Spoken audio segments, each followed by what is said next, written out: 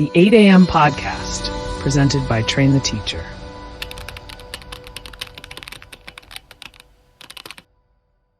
So, you've spent years maybe hitting the English books, right? Mm-hmm. Doing the verb conjugations, acing grammar quizzes, maybe writing these pretty decent essays. Sure, getting good grades. Exactly. Yeah. But then you step out of that classroom, you try to, I don't know, order a coffee or chat with someone online, and suddenly that smooth, fluent English you thought you had just, isn't there. Yeah. You feel kind of stuck, maybe hesitant.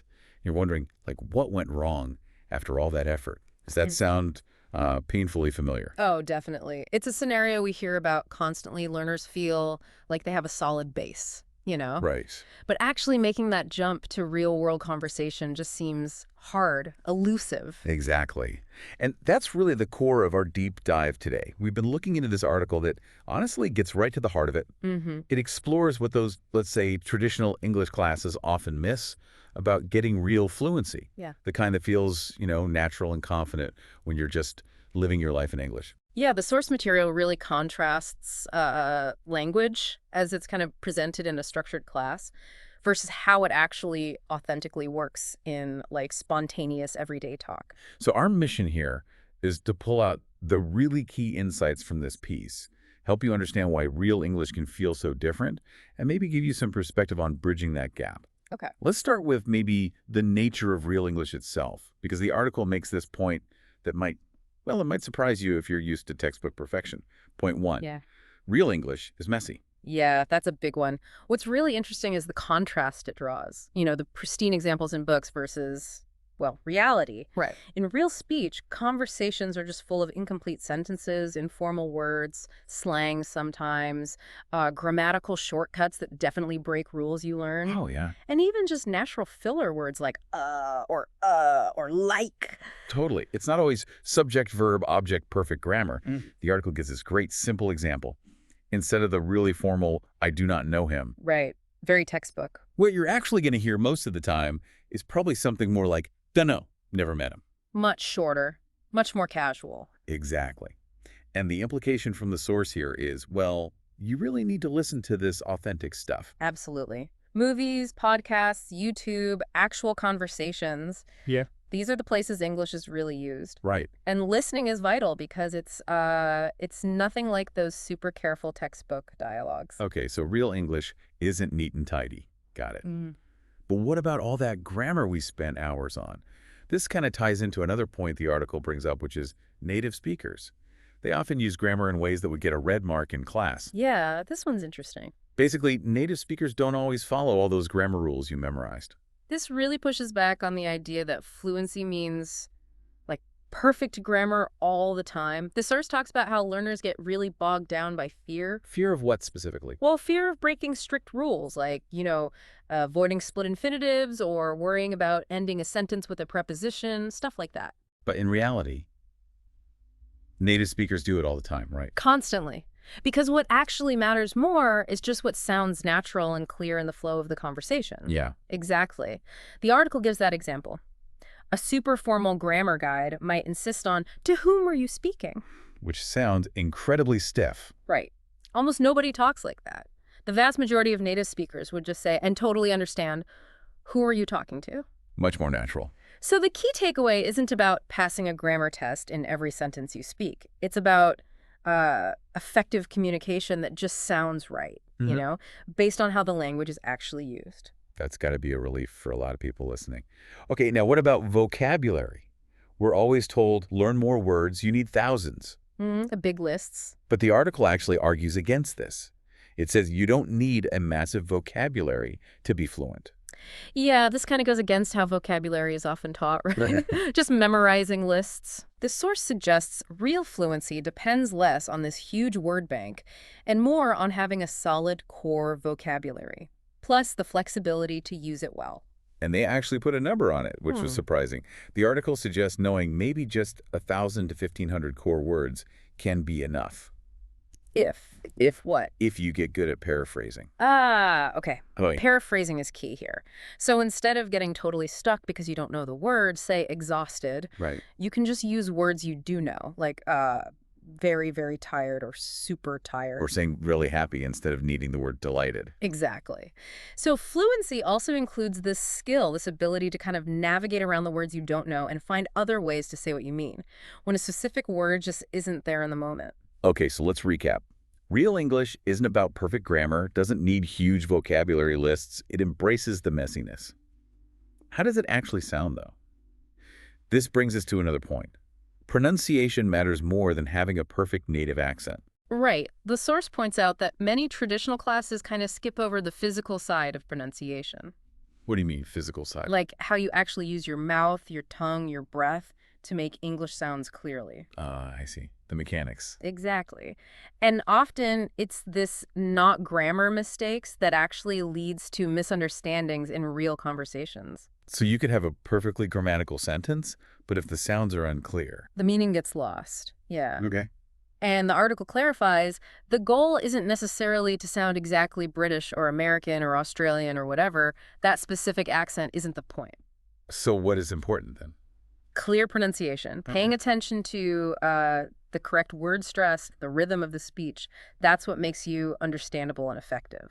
Okay, so we've kind of picked apart some myths about what proper English is supposed to be, but why do so many learners still hesitate so much, even after years of classes? Yeah, a lot of it comes down to mindset and fear, which the article also gets into. It hits on a really big one. Fluency is not about being perfect. It's about speaking without fear. Okay, unpack that a little. Well, the common idea is you're only fluent when you stop making mistakes, right?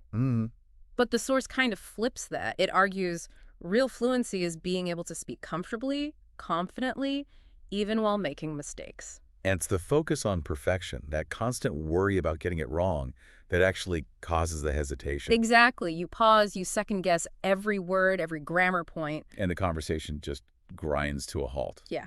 So the core message here is actually pretty empowering in the real world. Confidence in just being willing to communicate. Yeah. That matters way more than flawless accuracy. People aren't sitting there with a red pen. Pretty much. They generally want to connect with you, understand what you're saying, not grade your grammar. Speaking of hesitation, the article mentions another classroom habit that really hurts real-world fluency. Ah, the translating thing. Yeah. Stop translating in your head. The source describes that mental process, thinking it through in your native language first. Right, crafting the perfect sentence there. And then trying to painstakingly convert it, word for word or phrase for phrase, into English. Which you can imagine just adds so much time and mental effort. Oh, yeah. It leads to those awkward pauses, feeling slow. So what's the alternative? The article suggests training your brain to actually think directly in English, even simple thoughts at first. Like the example they gave, instead of thinking, main pani pirahi hun, then translating. Right. The goal is to just have the thought, I am drinking water, pop into your head directly in English. It sounds like a process, though. It is. It's about gradually rewiring your sort of internal monologue to just operate in English more naturally, starting small. That internal hesitation, that fear of being judged, it connects to another really important mindset shift the article identifies. Okay. It reminds us that most of the time in the real world, no one is actually judging you harshly. Yeah, this contrasts strongly with the classroom, doesn't it? Where getting an answer wrong might feel embarrassing in front of everyone, or you get corrected by the teacher. Right.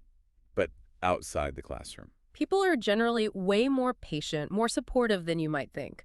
They often admire the effort you're making to communicate in their language, or just a different language. So again, it comes back to confidence. The source really emphasizes that. Your confidence in trying, your willingness to engage, even if it's not perfect, that's what makes the biggest impact. People are usually focused on the connection, the conversation itself, not auditing your performance. Okay, so we've talked about mindset changes. Embrace the mess, let go of perfectionism, stop translating, don't worry about judgment. But how do you actually build the skill, the physical act of speaking? Right, the practical side. The article uses a great analogy here. It says speaking is like a muscle you need to train.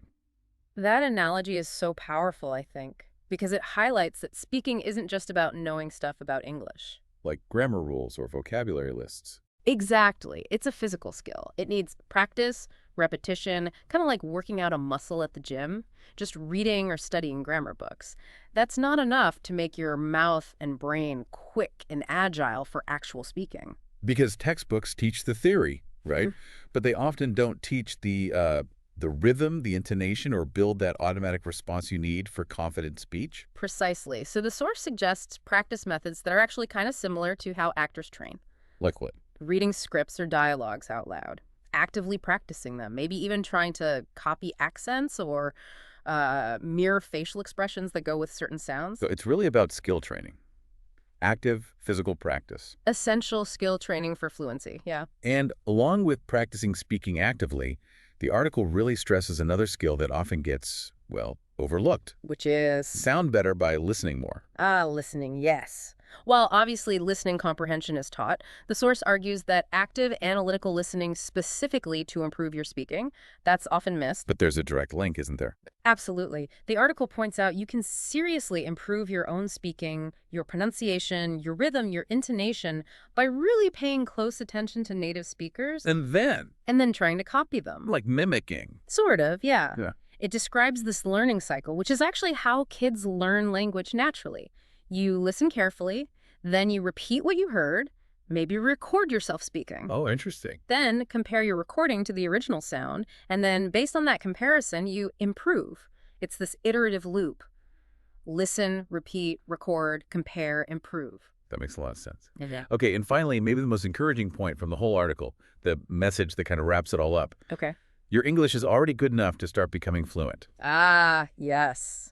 This is crucial. It directly pushes back against that feeling so many learners have, I need one more grammar book. I need 500 more words. I need to be perfect before I can really speak. Right, that feeling of never being ready. Exactly. And the source just makes it really clear. What you need isn't necessarily more knowledge from books. What is it then? It's the courage. The courage to actually use the English you already have. So the main idea, running through the whole article and ending here, is that fluency isn't something you achieve in class by passing tests. Right. It develops outside the classroom. Yeah. Through using the language, practicing it, having real interactions. So the big takeaway is you don't have to wait for some imaginary future date when you feel ready. No. You're equipped right now with whatever English you have today.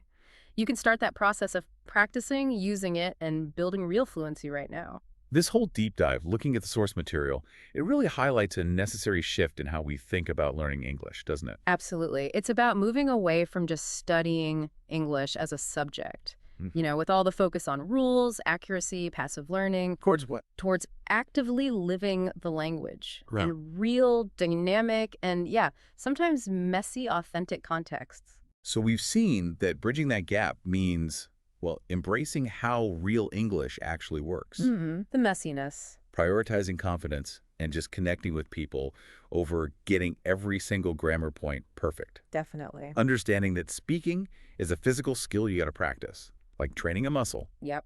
Active practice. Tuning your ear by really listening carefully. Critical. And basically having the guts to use the English you've already got. That's the core of it. Real fluency isn't just found in textbooks. It's built out there through interaction, through brave communication. So what does all this actually mean for you listening right now? The article leaves us with this really potent final thought to mull over. Yeah, it's a good one. English class taught you to study the language.